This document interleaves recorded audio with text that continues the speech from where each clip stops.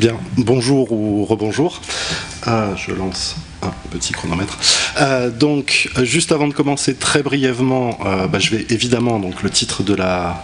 moitié de panel l'indique, parler d'un sujet très très proche de celui dont Pierre Bertoncini vient de traiter. Pour la petite anecdote, hier soir on s'est vu pour la première fois depuis 4 ans, on s'est dit bon, est-ce qu'on se dit de quoi on parle? On a dit non, on se réserve la surprise comme à tout le monde. A priori, si nos deux communications ont été choisies, c'est qu'on ne parle pas exactement la même chose, et ça va se vérifier puisqu'en gros, je pense que l'un à l'autre, tout ce dont on a choisi de pas parler se retrouve un petit peu dans la communication du suivant. Donc, moi ce que je vous propose, c'est de revenir plus précisément sur un corpus filmique d'œuvres de fiction toutes françaises. J'ai inclus également l'enquête corse, mais comme Pierre en a déjà parlé, je passerai plus rapidement dessus. Toutes ces œuvres de fiction, je les qualifierais de post-Érignac, c'est-à-dire, je vais vous les mentionner rapidement, les œuvres de fiction françaises, bande dessinée, films de cinéma ou téléfilms, qui, après l'assassinat du préfet Claude Érignac en Corse en 98 et l'affaire dite des Paillotes l'année suivante, donc qui avait entraîné le limogeage du préfet Bernard Bonnet, donc son successeur, les deux affaires bien évidemment sont liées dans l'actualité française de l'époque, les fictions qui ont pris en charge ces deux affaires, de manière plus ou moins directe, de plus ou moins implicite ou explicite, et poser à ce corpus la question d'une part du genre, au sens je dirais pour le coup d'œuvre, de catégorie d'œuvre, non pas du tout au sens gender, et voir un petit peu comment cela a évolué dans le temps, de la comédie vers quelque chose de beaucoup plus tragique et qui va vers une forme de réalisme ou de souci du réel de plus en plus fort, et interroger un petit peu ces questions-là sur ces différentes œuvres, pour poser à travers cela une question auquel je chercherai à répondre à la fin, c'est de voir s'il y a éventuellement quelque chose comme un récit commun à ces différentes fictions. Voilà. Donc pour le dire très rapidement, ce que je vous propose, c'est une présentation de corpus en rapport avec ce thème, qu'ensuite bien sûr il conviendrait, dans une recherche beaucoup plus approfondie, d'étudier avec beaucoup plus d'ambition, si possible de compléter par une étude de production et une étude de réception, au moins à minima, de manière à mettre tout cela bien plus en perspective que je vais le faire aujourd'hui pour soulever un certain nombre de pistes et puis présenter surtout ce corpus. Alors, je vais les aborder dans l'ordre chronologique. Vous voyez qu'il y a deux périodes séparées dans le temps de manière assez forte. Tout d'abord, une première période du début des années 2000, où l'on est beaucoup plus dans un registre de la comédie, avec l'enquête corse, suivi, toujours dans l'ordre chronologique, d'un téléfilm court-métrage de la télévision régionale de France 3 Corse, qui s'appelle Il était une fois dans l'ouest de la Corse, qui est une reprise parodique de l'affaire des Paillotes, puis l'enquête corse, le film, très différent de la bande dessinée sur un certain nombre de points, non seulement au niveau du contenu, mais aussi au niveau, je dirais, de l'entreprise même de fabrication de l'objet. Puis une deuxième période, là, beaucoup plus récente, où l'on passe dans les années 2011 à aujourd'hui. Tout d'abord un polar main basse sur une île, produit par Arte, puis Mission Sacrée, qui revient là aussi sur l'affaire des Paillotes, diffusé par France 3, et enfin Les Anonymes, qui est donc passé ce mois-ci sur Canal+, et rediffusé pas plus tard qu'hier soir, pour ceux qui éventuellement étaient devant leur télévision, devant Canal un petit peu tard. Alors, d'abord, en ce qui concerne l'enquête corse, donc la bande dessinée. Donc 2000, René Pétillon, prix également du meilleur album au Festival d'Angoulême, donc un petit peu le Cannes de la bande dessinée en 2001, donc bande dessinée qui a eu un impact assez fort. Je passe sur ce que Pierre a déjà évoqué. Pour revenir rapidement, donc effectivement, comment est-ce que la police est présentée dans l'enquête corse, de manière en quelque sorte en fait similaire au désordre général qui règne dans l'île. Les policiers finalement se retrouvent tout aussi désorganisés que le sont les nationalistes clandestins auxquels ils s'attaquent et qu'ils cherchent à mettre à bas. Les nationalistes corses sont présentés de manière tout à fait désorganisée, avec plein de groupes différents qui ne savent même plus se reconnaître les uns les autres. Alors c'est une vision synthétique sur le mode de la caricature et de la parodie, plutôt même de ce que pouvait être l'éclatement du milieu nationaliste en Corse dans les années 90, où pendant ces décennies, le monde nationaliste s'est livré à une guerre fratricide extrêmement sanglante et qui est très marquante pour la société corse. Cela, bien évidemment, n'est pas évoqué dans la bande dessinée de Pétillon, c'est sur le mode de l'allusion. Il faut lire un petit peu entre les lignes pour savoir à quoi ça renvoie exactement dans le réel, en dehors de ce que l'on peut voir dans les informations télévisées. Donc l'image que donne Pétillon du contexte corse post-Érignac, sans qu'il ne nomme jamais l'affaire en elle-même, ni l'affaire des paillotes, c'est une vision que l'on voit en quelque sorte, c'est la Corse de l'époque perçue par un humoriste à travers les médias et qui retranspose l'absurde de la situation dans son mode d'expression propre et son style propre. Alors je passe sur ce qui a déjà été évoqué par Pierre, simplement pour rajouter que bien, lorsque tous ces policiers divisés finissent par se trouver réunis enfin pour essayer d'arrêter donc l'indépendantiste recherché principalement, qui est Angeleoni, donc avec des renvois, hein. Yvan Colonne à ce moment-là est en cavale, donc meurtrier présumé du préfet Claude d'Arignac à l'époque, et il y a bien évidemment un jeu de rapport entre l'actualité et l'actualité au sens réel, l'actualité telle que traitée par les médias et la bande dessinée de Pétillon, mais sans que les acteurs réels, eux, ne soient jamais nommés. Bon. Lorsque donc ces différentes forces de l'ordre complètement désorganisées se retrouvent enfin réunies pour l'arrestation, bien là, un émissaire du gouvernement intervient. Cet émissaire du gouvernement, bien évidemment, est corse et s'arrange avec la personne recherchée. Donc on retrouve là aussi des choses un petit peu ce que Pierre disait à propos du personnage de flic corse, qui est un personnage même dans le réel, ou dans les policiers, être flic corse, c'est quasiment un seul mot, hein, c'est un vocabulaire qui peut être employé dans le réel, et pas forcément un flic corse dans l'île, hein, mais aussi bien à Paris ou à Marseille, etc. Les Corses dans la police ont une place assez importante numériquement, historiquement. C'est quelque chose que j'ai pas du tout abordé, mais qui mériterait un autre sujet de discussion. Alors donc, il était une fois dans l'ouest de la Corse, 2001, donc on est...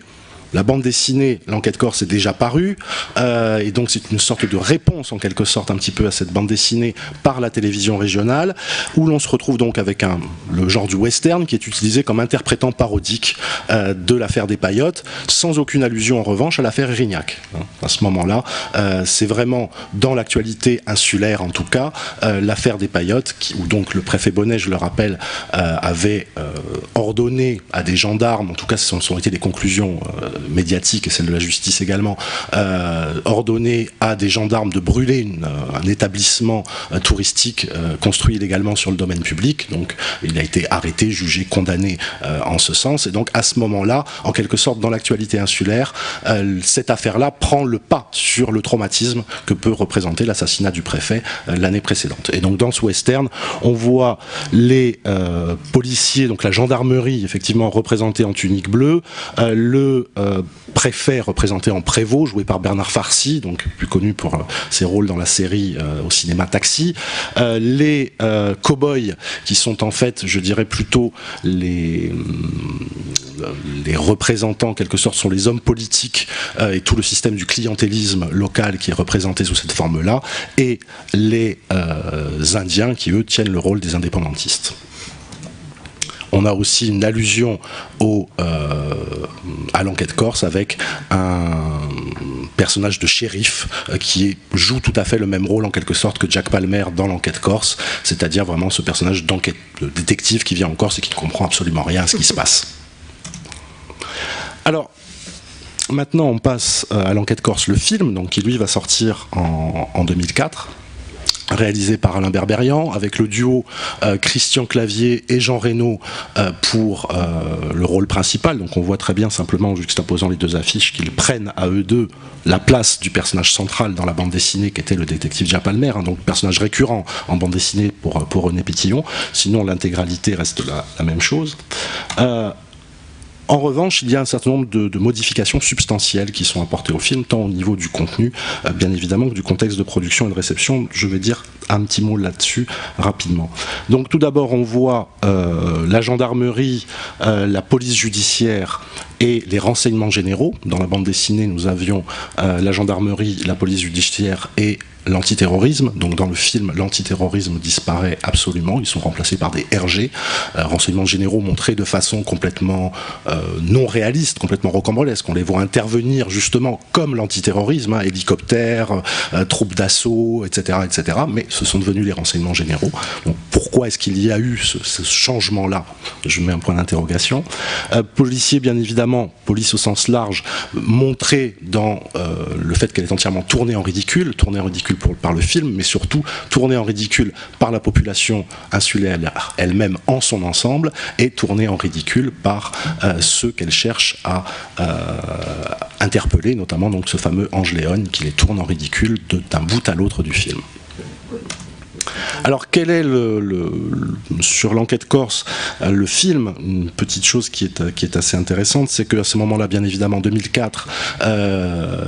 l'affaire Erignac et l'affaire Colonne, je dirais, sont toujours en instance d'enquête et de jugement, hein, donc les procès n'ont pas encore eu lieu, il n'y a pas encore de conclusion officielle, je dirais entre guillemets, au niveau de la justice qui a pu être livrée sur ces affaires, donc on peut supposer que l'adaptation du film ne va pas plus loin effectivement que la bande dessinée à ce niveau-là, même si elle arrive 4 ans plus tard. Hein. Les choses en justice ne sont pas encore actées suffisamment, peut-on penser, pour que les scénaristes et le réalisateur aillent au-delà. Maintenant, l'enquête corse se situe surtout dans un contexte très différent. 2004, Nicolas Sarkozy est toujours ministre de l'Intérieur. On va vers les présidentielles. On est dans une période électorale en Corse très importante puisque on va revoter les élections territoriales, donc l'équivalent des élections régionales pour la France continentale, la Corse ayant un statut particulier à ce niveau-là. La droite politique à cette époque-là en Corse est une droite proche sur le plan politique et sur le plan privé, sur le plan amical de Nicolas Sarkozy, avec une amitié commune avec Christian Clavier qui est acteur principal du film, coproducteur du film, co-scénariste du film, et l'intégralité du film dans les changements scénaristiques montre en quelque sorte une nouvelle forme d'alliance entre, je dirais en mettant de grands guillemets parce qu'on pourra en discuter longuement, mais entre la Corse et la France, puisque Jack Palmer dans l'adaptation devient Rémi François, nom qu'il n'a jamais eu dans les bandes dessinées de Pétillon, et il passe alliance en quelque sorte avec Ange Léogne, donc l'indépendantiste qu'il recherche, au sens propre puisqu'il épouse sa sœur, et que Jack Palmer finit par s'installer dans une Corse où l'on peut se livrer sans trop de problèmes à différents commerces, restauration, hôtellerie, tourisme, etc. Donc ça a été aussi beaucoup perçu et reçu en Corse à cette époque-là comme une marque en gros pour dire que la Corse était devenue un territoire de paix en quelque sorte après le traumatisme et les années qui avaient précédé. On pouvait de nouveau s'y installer, hein, pour résumer. Mais la police en elle-même en revanche est tournée en dérision d'un bout à l'autre du film exactement de la même façon que dans la bande dessinée. Alors je passe donc sur la deuxième grande période maintenant pour continuer à présenter ce corpus. En 2011, donc Main basse sur une île, téléfilm de François Santana, qui va être diffusé sur Arte, qui est une adaptation d'un roman de Jean-Paul Briguet, donc roman noir qui s'appelle Pur Porc, qui est d'abord paru aux éditions Ramsay, qui a été republié chez Ballant ensuite sous le titre Viande froide. Jean-Paul Briguet, vous le connaissez peut-être aussi, hein, c'est un essayiste polémiste sur l'école, la fabrique du crétin, etc. Enfin ce genre de choses sur lequel je ne ferai pas de commentaires. Voilà. Donc c'est une adaptation de ce roman. Téléfilm fait référence à la fois à Main basse sur la ville, hein, de Francesco Rosi, donc on renvoie au cinéma italien, à la mafia, à Naples, au rapport politico-mafieux qui peut être celui de l'Italie du Mezzogiorno, mais aussi à un livre très important pour la Corse dans les années, au tout début des années 70, un livre du Front régionaliste corse qui était un petit peu l'un des brûlots de l'époque qui est un classique, je dirais, de la littérature nationaliste de l'époque pour aller très vite là-dessus. Donc ce téléfilm va présenter directement une interprétation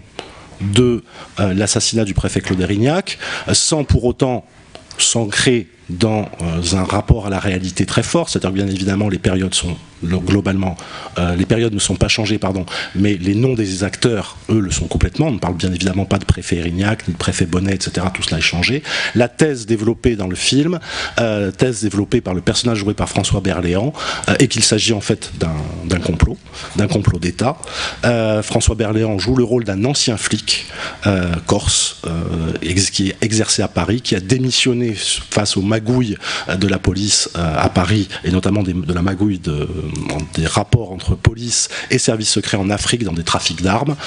Il se retrouve en Corse, il est sensible aux thèses nationalistes, il est approché à ce moment-là d'un côté à la fois par les nationalistes et par son ancien ministre de l'Intérieur, derrière lequel on reconnaît l'ombre de Charles Pasqua en termes de personnage, et en fait tous ensemble orchestrent l'assassinat du préfet, de manière en quelque sorte à semer une zizanie, une pagaille complète dans l'île, de manière à ce que les appétits financiers de milieux affairistes puissent s'y développer au mieux, et le film se termine, pour le dire très rapidement, sur des vues aériennes de l'île avec villas, piscines, centres d'hôtellerie en construction, etc. etc. Voilà. Donc ça c'est, je dirais, le polar post-68 comme une sorte d'interprétant critique de ce que peut être la réalité insulaire, en s'inspirant de ce qu'a pu être l'affaire bien réelle, de l'assassinat du préfet. Donc, dans cette fiction, en revanche, ce que l'on voit, je vais passer rapidement, ce que l'on voit, c'est la première mise en scène fictionnelle de l'assassinat du préfet Claude Érignac, même si, bien évidemment, je vous l'ai dit, le préfet en lui-même n'est pas nommé, hein, c'est un personnage de fiction, mais on le reconnaît bien sûr directement à travers ce personnage fictionnel. On arrive ensuite la même année avec Mission Sacrée, donc là on est sur France 3, donc pas du tout le même type de chaîne, avec une réalisation de Daniel Vigne, Christophe Malavoie dans le rôle principal, et là on est vraiment dans une fiction adaptée ouvertement de l'affaire des Paillotes et donc du passage et de l'œuvre en quelque sorte du préfet Bernard Bonnet en Corse. Là aussi on a une seconde mise en scène la même année de l'assassinat du préfet, la prise de fonction, et pour la première fois en revanche dans tout ce que je vous présente, les premières représentations de la police en action dans l'île, sous un angle vraiment de force de l'ordre, c'est-à-dire vraiment qui ne sont plus du tout tournés en dérision, qui sont montrés quelque part dans l'image que les journalistes de journaux télévisés pourraient aimer faire et cherchent à faire. On a des images assez proches, la garde rapprochée du préfet, une île placée sous surveillance. On voit vraiment cela développer, mais vraiment pour la première fois sous un ton extrêmement sérieux. Le téléfilm, lui, en revanche, glisse assez facilement dans le grotesque, fait arriver un personnage complètement inexistant, sans rapport avec le monde réel, un colonel de gendarmerie, mais qui sera habillé quasiment tout le film en militaire, hein, donc treillis kaki, que l'on peut s'imaginer au départ que c'est lui qui va être chargé d'aller incendier la Paillote sous l'ordre du préfet. Et en fait, pas du tout, c'est le tout gentil colonel de gendarmerie qui arrive quelques temps après, lui toujours habillé en gendarme, identifiable systématiquement comme tel, qui va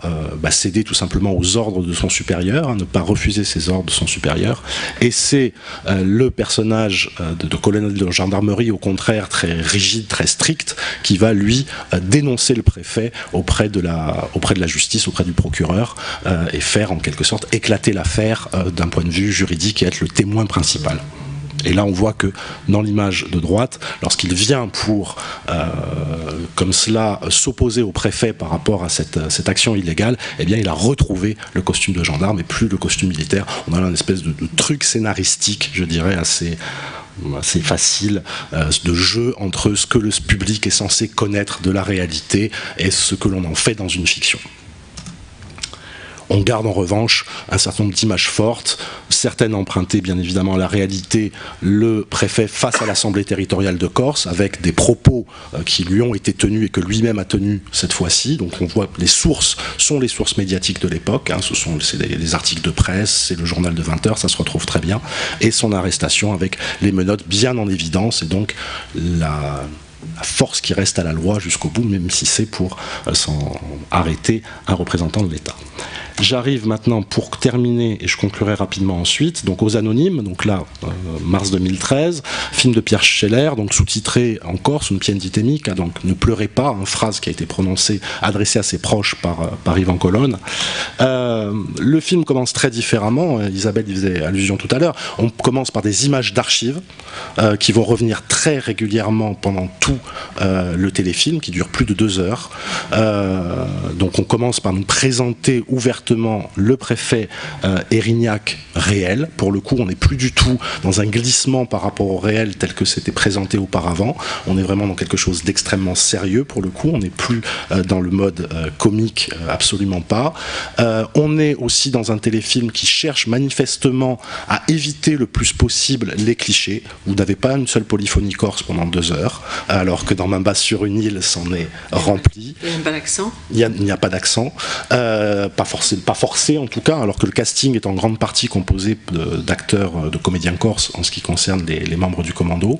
Vous n'avez pas non plus de beaux paysages, hein, comme dans Membas sur une île, où le réalisateur Santana s'est fait plaisir à aller tourner des scènes dans des grands paysages de montagne, etc. Là, vous n'avez absolument pas ça du tout. Toute l'action, ça a été dit juste avant, est centrée vraiment sur l'enquête policière et plus précisément le huis clos des interrogatoires des membres du commando, puis de leur confrontation avec Ivan Colonne une fois qu'il est arrêté. Les images d'archives reviennent constamment pendant tout le téléfilm pour faire en quelque sorte, à la fois pour délivrer des informations que la fiction ne donne pas, et puis en quelque sorte pour amener des effets de réel constants pendant 2 heures. Là aussi, de nouveau, mise en scène de l'assassinat du préfet, bien sûr. Opposition donc des 2 groupes, hein, les policiers, les membres du commando, la police donc montrée dans son action véritablement, hein, ce qui n'apparaît pas dans les précédents téléfilms dont je vous ai parlé, ou même films. Là, on voit vraiment la police en action sur un mode sérieux. Donc confrontation des 2, ou si je vous montre comme ça, on devine qu'a priori le policier est à droite, hein, mais on voit bien dans le décor donc, où ce sont tout un tas d'objets relatifs aux personnes recherchées, à l'univers des personnes recherchées qui font tout le décor de la brigade antiterroriste, qui là pour le coup est très bien présente, hein, pas comme dans l'enquête corse le film. Et puis je terminerai là-dessus sur donc l'arrestation d'Ivan Colonne et une représentation de la police dans toute sa force, avec le gibier, je dirais, qu'on a fini par appréhender. Et les cagoules ont changé de... Et les cagoules ont changé, tout à fait, ont changé de tête. Ce que on trouvait déjà un jeu manifeste dans l'enquête corse dès la bande dessinée sur les cagoules des clandestins, comme on les appelle, et de la brigade antiterroriste, ou du RAID, ou du GIGN, etc. Alors pour conclure très rapidement donc, cette présentation de Corpus, on voit bien qu'on est allé d'un traitement comique et assez distancié de ces 2 faits très marquants de la fin des années 90 vers quelque chose de plus qui tend de plus en plus vers le réalisme, pour aboutir avec Canal+ à quelque chose de centré sur le travail de la police. Alors ce téléfilm, bien sûr, il se trouve dans tout le contexte de production des créations originales de Canal+, donc cette idée de revenir notamment sur un certain nombre de faits marquants de la politico-judiciaire français, hein, ils ont travaillé sur Carlos par exemple, sur l'affaire Elf, donc bon, le travail sur l'affaire Erignac se situe exactement dans cette dimension, et l'on retrouve également, point commun avec Mafiosa dont Pierre a parlé un instant, bien, on retrouve là aussi une mise en scène de la police sur le territoire insulaire, en action, sur un mode sérieux, sur un mode d'action aussi, à proprement parler, aussi bien film d'action que action de la police en train de s'exercer, ce que l'on n'a pas jusqu'à présent présent dans les autres films. Voilà, donc si l'on doit résumer assez rapidement, c'est dans les productions de Canal+, qu'on trouve, me semble-t-il, et ce serait à approfondir, un traitement nettement différencié de ce que l'on peut trouver dans l'ensemble, avec beaucoup de points communs. Maintenant, la question du récit commun transversal éventuellement à ces différents films, ou productions de fiction, eh bien, il me semble que la quasi-totalité fournissent le même récit, c'est la mise en échec de l'État par un territoire. C'est-à-dire que ce soit dans l'enquête corse, que ce soit dans Il était une fois dans l'ouest de la Corse, dans l'enquête corse le film, dans Membas sur une île ou dans Mission sacrée, c'est un territoire lui-même, l'île et sa population, qui mettent l'État en échec et mettent la police elle-même en tant que représentante de l'ordre en échec. Voilà, ce sont pas simplement des groupes qui s'opposent, ce n'est pas la police par rapport aux nationalistes ou la police par rapport au grand absent de tous ces sujets qu'est le milieu et le grand banditisme, ce n'est pas un groupe mis en échec par un autre, c'est vraiment l'État représenté par la police et la justice également qui est mise en échec par l'ensemble d'un territoire et d'une population. Donc on tente, à la différence des anonymes, où là on a en revanche, on sort complètement de ce cadre-là et où l'on a deux groupes qui s'opposent en quelque sorte, et la tentative, parce qu'on pourrait appeler une fiction documentaire, puisqu'un docu-fiction, de restituer ce qui a pu être la complexité d'une situation. Voilà, je vous remercie. Merci beaucoup.